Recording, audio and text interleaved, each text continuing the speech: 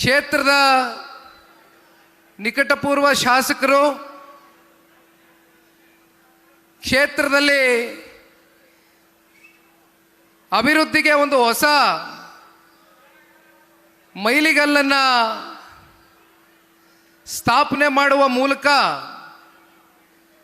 ಕ್ಷೇತ್ರದ ಸರ್ವಾಂಗೀಣ ಅಭಿವೃದ್ಧಿಗೆ ಕಳೆದ 43 ವರ್ಷ ಅಂದರೆ ಸತತವಾಗಿ 4 ದಶಕಗಳಿಂದ ಕೂಡ ಅವರ ಬಾಲ್ಯದ ವಯಸ್ಸಿನಿಂದನೂ ಕೂಡ ಜನಸೇವೆ ಮಾಡಬೇಕು ಅಂತಕ್ಕಂಥ ಇಚ್ಛಾಶಕ್ತಿಯನ್ನು ಇಟ್ಕೊಂಡು ಇಚ್ಛಾಶಕ್ತಿಯ ಜೊತೆಯಲ್ಲಿ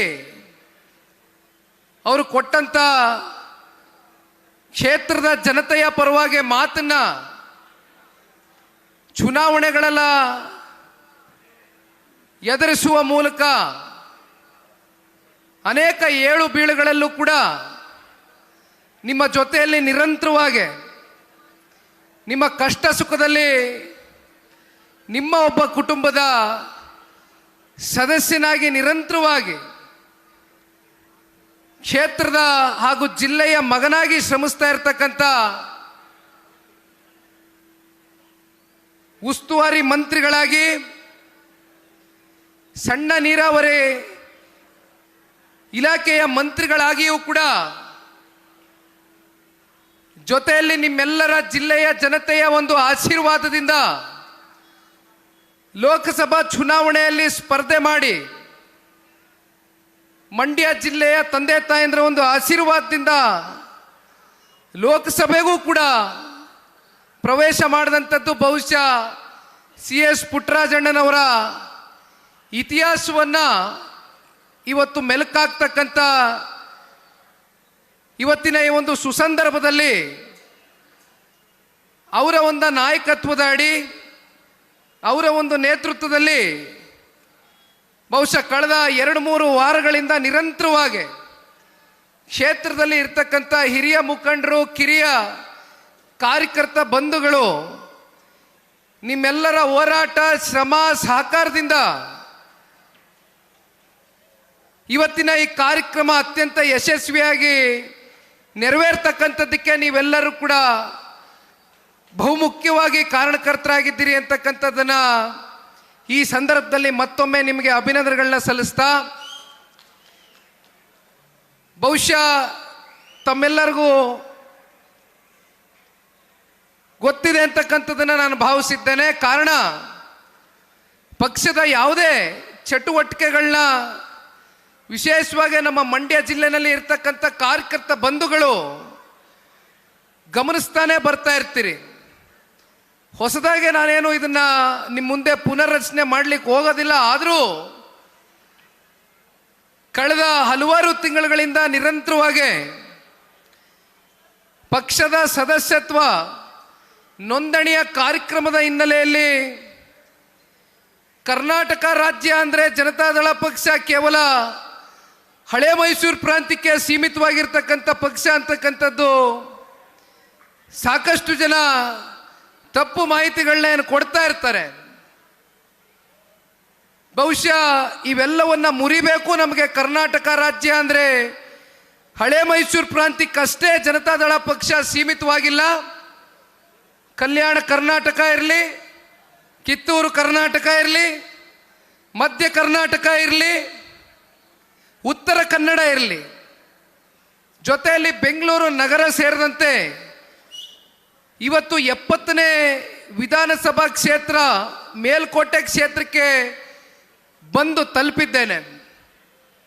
ಈಗಾಗಲೇ ಸರಿಸುಮಾರು 16,000 ಕಿಲೋಮೀಟರು ನಿರಂತರವಾಗಿ ರಾಜ್ಯಾದ್ಯಂತ ಸಂಚರಿಸ್ತಾ ಇರ್ತಕ್ಕಂಥ ಒಂದೇ ಉದ್ದೇಶ ನಿಮ್ಮೆಲ್ಲರಿಗೂ ಗೊತ್ತಿದೆ. ಜನತಾದಳ ಪಕ್ಷ ಸನ್ಮಾನ್ಯ ದೇವೇಗೌಡರು ಸಾಹೇಬರ ಹೋರಾಟದ ಹಿನ್ನೆಲೆಯಲ್ಲಿ ಸ್ಥಾಪಿತವಾಗಿರ್ತಕ್ಕಂಥ ಪಕ್ಷ. 99ರಲ್ಲಿ ಜನತಾದಳ ಪಕ್ಷ ಈ ರಾಜ್ಯದಲ್ಲಿ ಒಂದು ಪ್ರಾದೇಶಿಕ ಪಕ್ಷವಾಗಿ ಪುಟಿದೇಳಿತು. ಅಲ್ಲಿಂದ ಇಲ್ಲಿಯವರೆಗೂ ನಿರಂತರವಾಗಿ ಇತ್ತೀಚಿನ ದಿನಗಳಲ್ಲಿ 25 ವರ್ಷ ಅಂದರೆ ನಾವೆಲ್ಲರೂ ಕೂಡ ಇದನ್ನು ಬೆಳ್ಳಿ ಮಹೋತ್ಸವ ಅಂತಕ್ಕಂಥದ್ದನ್ನು ಆಚರಣೆ ಮಾಡ್ತಕ್ಕಂಥ ಈ ಸುಸಂದರ್ಭ ಇವತ್ತು ಕಾಣ್ತಾ ಇದ್ದೇವೆ ಅಂತಕ್ಕಂಥದ್ದಾದರೆ ಅದಕ್ಕೆ ಪಕ್ಷದಲ್ಲಿ ಯಾವುದೇ ಒಂದು ಸ್ವಾರ್ಥಗಳಿಲ್ಲದರ ನಿಸ್ವಾರ್ಥ ಸೇವೆಯ ಮೂಲಕ ಲಕ್ಷಾಂತರ ಜನ ಇವತ್ತು ಜನತಾದಳ ಪಕ್ಷದಲ್ಲಿ ಗುರುತಿಸ್ಕೊಂಡು ಕಾರ್ಯಕರ್ತ ಬಂಧುಗಳು ಪಕ್ಷವನ್ನು ಕಟ್ಟತಕ್ಕಂಥದ್ದಕ್ಕೆ ಸನ್ಮಾನ್ಯ ದೇವೇಗೌಡರು ಸಾಹೇಬರ ಹೋರಾಟಕ್ಕೆ ಹೆಗಲು ಕೊಟ್ಕೊಂಡು ನಮಗೆ ವೈಯಕ್ತಿಕವಾಗಿ ಯಾವುದೇ ಆಸೆ ಆಕಾಂಕ್ಷೆಗಳಿಲ್ಲ. ಒಂದು ಪ್ರಾದೇಶಿಕ ಪಕ್ಷ, ಕನ್ನಡ ನಾಡಿನ ಅಸ್ಮಿಯತೆಗೋಸ್ಕರ ಹುಟ್ಟಿರ್ತಕ್ಕಂಥ ಈ ಪಕ್ಷ ಕನ್ನಡದ ನೆಲ ಜಲ ಭಾಷೆಗೆ ನಿರಂತರವಾಗಿ ಗುರುತಿಸ್ಕೊಂಡು ಹೋರಾಟ ಅಂತಕ್ಕಂಥದ್ದನ್ನ ನಾವಿವತ್ತು ಈ ಒಂದು ಮಂಡ್ಯ ಜಿಲ್ಲೆ ಅಂತಕ್ಕಂಥ ಪುಣ್ಯ ನಾಡಿನಲ್ಲಿ ಪುಣ್ಯ ಭೂಮಿಯಲ್ಲಿ ನಿಂತು ಮಾತನಾಡಬೇಕಾದ್ರೆ ಜನತಾದಳ ಪಕ್ಷಕ್ಕೂ ಮಂಡ್ಯ ಜಿಲ್ಲೆಗೂ ಇರ್ತಕ್ಕಂಥ ಒಂದು ಸಂಬಂಧ ಏನಪ್ಪ ಅಂದರೆ, ಮಂಡ್ಯ ಜಿಲ್ಲೆ ಅಂತ ಇದ್ದಂಗೆ ನಮ್ಮ ಎಲ್ಲರ ತಲೆಗೆ ಮೊದಲು ಬರ್ತಕ್ಕಂಥದ್ದು ಹೋರಾಟ ಅಂತ. ಅಂದರೆ ಚಳುವಳಿಗಳು ಅಂತಕ್ಕಂಥದ್ದು ಮಂಡ್ಯ ಜಿಲ್ಲೆಯಲ್ಲಿ ನಿರಂತರವಾಗಿ ನಮ್ಮ ಕಾವೇರಿಯ ಮಾತೆಯನ್ನು ಉಳಿಸ್ಕೊಳ್ಳುವ ನಿಟ್ಟಿನಲ್ಲಿ ಅನೇಕ ಹೋರಾಟಗಳು ನಡ್ಕೊಂಬಂದಿರ್ತಕ್ಕಂಥದ್ದು ಬಹುಶಃ ಈ ಪುಣ್ಯ ಜಿಲ್ಲೆಯ ಒಂದು ಅಸ್ಮರಣೀಯ ಇತಿಹಾಸ ಅಂತಕ್ಕಂಥದ್ದನ್ನು ಈ ಸಂದರ್ಭದಲ್ಲಿ ನಾನಾದರೂ ಕೂಡ ನೆನೆಸ್ಕೊಳ್ಳಿಕ್ಕೆ ಬಯಸ್ತೇನೆ. ಒಂದು ಕಡೆ ಮಂಡ್ಯ ಜಿಲ್ಲೆಯ ಹೋರಾಟದ ಇತಿಹಾಸವಾದರೆ ಮತ್ತೊಂದು ಕಡೆ ಜನತಾದಳ ಪಕ್ಷದ ಹೋರಾಟದ ಇತಿಹಾಸವೂ ಕೂಡ ಸ್ಮರಿಸ್ಕೊಳ್ಬೇಕಾದಂಥ ಇವತ್ತಿನ ಈ ಒಂದು 25 ವರ್ಷದ ಬೆಳ್ಳಿ ಹಬ್ಬದ ಈ ಸುಸಂದರ್ಭದಲ್ಲಿ ನಾವು ನೀವೆಲ್ಲರೂ ಏನು ಸೇರಿದ್ದೀವಿ, ಬಹುಶಃ ತಾವೆಲ್ಲರೂ ನೋಡ್ತಾ ಇರ್ತೀರಿ ಮಾಧ್ಯಮಗಳಲ್ಲಿ ಬಹಳಷ್ಟು ಜನ ನಾಯಕರುಗಳು ಮಾತನಾಡಬೇಕಾದ್ರೆ ವೇದಿಕೆಗಳಲ್ಲಿ ಈ ವಿಚಾರವನ್ನು ಪದೇ ಪದೇ ಮಾತನಾಡ್ತಾ ಇರ್ತಾರೆ. ಸನ್ಮಾನ್ಯ ದೇವೇಗೌಡರು ಸಾಹೇಬರು ಇವತ್ತು 93 ವಯಸ್ಸಿನ ದೇವೇಗೌಡರು ಸಾಹೇಬರು. ಇವತ್ತಿಗೂ ಕೂಡ ಅವರಲ್ಲಿ ಹೋರಾಟದ ಕಿಚ್ಚು ಸ್ವಲ್ಪನೂ ಕೂಡ ಕಮ್ಮಿ ಆಗಿಲ್ಲ. ನಮ್ಮ ನಾಡಿನ ಯಾವುದೇ ನೀರಾವರಿ ವಿಚಾರಕ್ಕೆ ಸಂಬಂಧಪಟ್ಟಂತೆ ದೇವೇಗೌಡರು ಸಾಹೇಬರಿಗೆ ಇದ್ದಂಥ ದೂರದೃಷ್ಟಿ ಇವತ್ತಿಗೂ ಅವರಲ್ಲಿ ಇರ್ತಕ್ಕಂಥ ಒಂದು ಬದ್ಧತೆಯನ್ನು ಪ್ರತಿನಿತ್ಯವೂ ಕೂಡ ಈ ವಯಸ್ಸಿನ ದೇವೇಗೌಡರು ಸಾಹೇಬರು ರಾಜ್ಯಸಭೆಯಲ್ಲಿ ಕನ್ನಡ ನಾಡಿನ ರೈತರ ಪರವಾಗಿ ನೀರಾವರಿಯ ಪರವಾಗಿ ಹರಾಜಿಸ್ತಾ ಇರ್ತಕ್ಕಂಥದ್ದನ್ನು ನೋಡಿದಾಗ ಎಲ್ಲ ಒಂದು ಕಡೆ ನಮ್ಮಂಥ ನಿಮ್ಮಂಥ ಯುವಕರಿಗೆ ಇವತ್ತು ದೇವೇಗೌಡರ ಸಾಹೇಬರ ಇವತ್ತಿನ ವಯಸ್ಸಿನಲ್ಲೂ ಅವರು ಮಾಡ್ತಾ ಇರ್ತಕ್ಕಂಥ ಅವರು ಪಡ್ತಾ ಇರ್ತಕ್ಕಂಥ ರಾಜ್ಯದ ಪರವಾದಂಥ ಹೋರಾಟಗಳನ್ನ ನೋಡಿದಾಗ ನಮಗೆ ನಿಮ್ಮೆಲ್ಲರಿಗೂ ಕೂಡ ಇದು ಸ್ಫೂರ್ತಿ ಆಗಬೇಕಾ ಬೇಡವಾ ಅಂತಕ್ಕಂಥದ್ದನ್ನ ಈ ಸಂದರ್ಭದಲ್ಲಿ ನಿಮಗೆ ನಾನು ಪ್ರಶ್ನೆ ಮಾಡಲಿಕ್ಕೆ ಬಯಸ್ತೇನೆ. ಕಾರಣ, ಕನ್ನಡ ನಾಡಿನಲ್ಲಿ ಸಾಕಷ್ಟು ಪ್ರಾದೇಶಿಕ ಪಕ್ಷಗಳು ಸ್ಥಾಪನೆ ಆದಂಥದ್ದನ್ನು ನೋಡಿದ್ದೇವೆ ನಾವು.